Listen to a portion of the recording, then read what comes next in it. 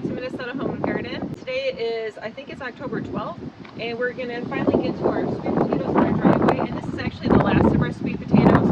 We did a small harvest on the side of our house with the straw bales, and then a small harvest in our backyard garden, and then at the community garden as well. We have a tiny little clips about that, and we also harvested our regular potatoes in the community garden. Not a huge harvest, but we're really thankful for what we got, and it was just a fantastic addition to our year.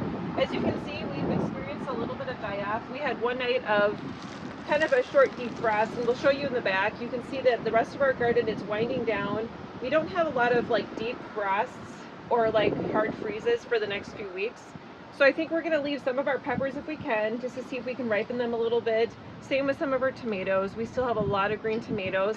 Worst case scenario, we'll bring them in and let them just ripen inside, which is totally fine. That works. We've had great success with that too, but we're going to get at our sweet potatoes today, and it's kind of an exciting big reveal.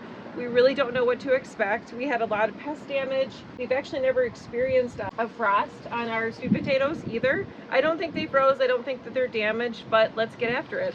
Kind of like last year, I'm just going to rip off a lot of the greens first and kind of put those to the side. Those are great for compost, but like I wanted to remind you from our other video, you can eat these greens. They are nutritious and healthy, and they don't taste bad. So we're just going to rip all those out first, and sometimes sweet potatoes come up when you rip them out, and this is just a nice beauty. Look at that.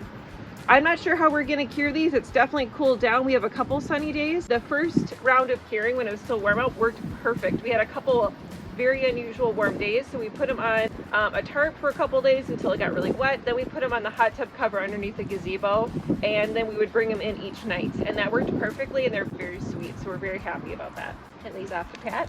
Thank you, Pat. And these sweet potato vines will just be wonderful compost. Help us have a great garden next year. Okay, you can kind of see it's kind of like digging for fossils. It's definitely been really dry lately. You want to try not to break them if you can. Nice. Look at that. We'll take them. They're not huge, but they look great. These are fantastic. Don't be ashamed if you get small ones like these. We blanch these, we freeze them, and they are so wonderful just roasted whole in the oven. Sometimes in Minnesota in the north, you're not going to get huge sweet potato crops like these guys, but they're still delicious. You can shred them and make wonderful hash browns.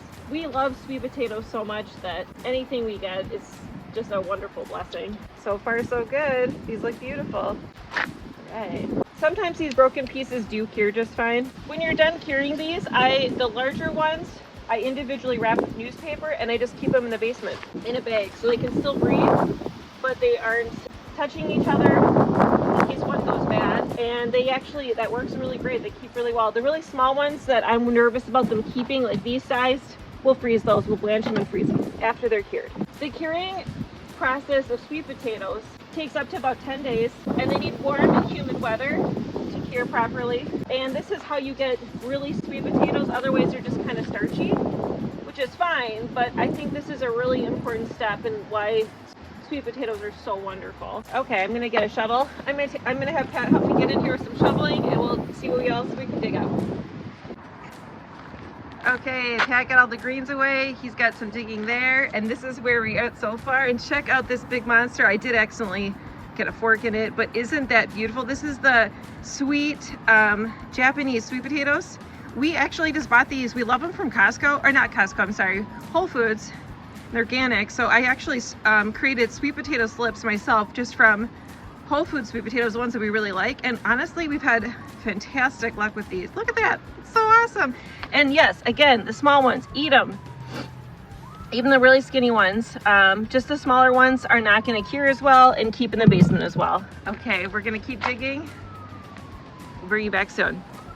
We are mostly done digging for the day for our sweet potatoes in the driveway. This is the last of our sweet potatoes, and look at some of these huge honkers. Yes, we are in Minnesota. We're on the border of 4B, 5A, right outside of Minneapolis, and this is our driveway sweet potato harvest so far. Look at all of these. This is, I mean, I'd say we have almost like 2 5-gallon buckets. This is really exciting, and we're just going through with the fork, kind of going to the very bottom, because sometimes you'll have really big or a huge cluster of sweet potatoes that are on the side or the bottom that just gets missed. It's amazing. You can dig them 3 times and find a nice little handful of sweet potatoes. And then I'll just kind of show you how things are kind of dying off, but some peppers are still giving us hope. They're still putting peppers off here, and since we're not freezing, in the near future. We're just gonna kind of leave these peppers out to kind of see what they can do. And on our next video, we're gonna do some prep work. We're gonna cut down some of our raspberry bushes here. We'll also cut down some of our grapevines, so those are a little bit more manageable.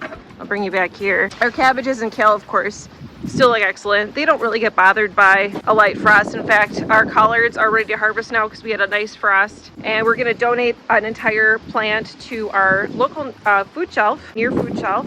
And then we'll save one for us for winter. We still have some kale back here. Got a little bit of this kale right here, which is one of our favorites. This is 1,000 head kale from Baker Creek. We've got lots of celery to harvest yet, and we just don't have room in the freezer. I'm thinking of dehydrating some this year. Oh, it is windy today. We do have a little bit of eggplant, just small ones to harvest. Did a recent harvest not too long ago. There's a couple little guys on here. I don't know if you can even see them. So hopefully those will continue to mature. We harvested most of our drying beans.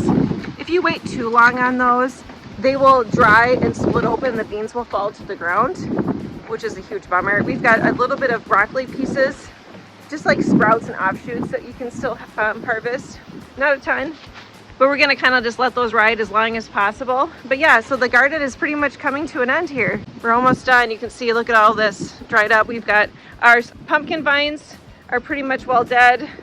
There's a couple that are still going, just barely. This area got a frost and you can see how they died down. And this has a little bit of freeze damage, but I keep feeling it and it is hard. So it has not softened. It was just a really short freeze. And then here is our large mystery squash. And isn't that beautiful? It is huge. It's super heavy. It is beautiful. We love, look at those colors. Isn't that beautiful? Leave these out there here as long as we can. We've got a bunch growing in our apricot tree. We've got a mystery pumpkin back here. I don't know if you can see it dangling. Zoom in, there you go. Look at that big pumpkin there. Stacked behind there. We've got one on the other side of the tree that's really large. We've got a couple melons still going. I don't think that they will. I mean, it'd be awesome if they matured, like this watermelon here. Watermelon in October, isn't that funny? But this is our fall garden here, and most of these beans are kind of done. They didn't really like the cold weather. Look at this cucumber vine. Did not appreciate the cold weather, but look at these beautiful sunflowers. It is so nice to still have so much color in the garden, and our beets are coming along. We've got a little bit of carrots. Sadly, our carrots on the side of the house that were by the sweet potatoes that were looking fantastic were stolen just the other week. They took about 3 dozen carrots from us, so that was a huge bummer. So I think that's it for today. Thanks for watching. This is kind of the end of the season for us. We'll probably have 1 or 2 more updates for you before the season ends. We'll talk a little bit about fall prep, planting garlic, and what we're going to do different next year. So we'll hope to see you soon. Thanks for watching. We appreciate you supporting this channel, liking our videos, and subscribing.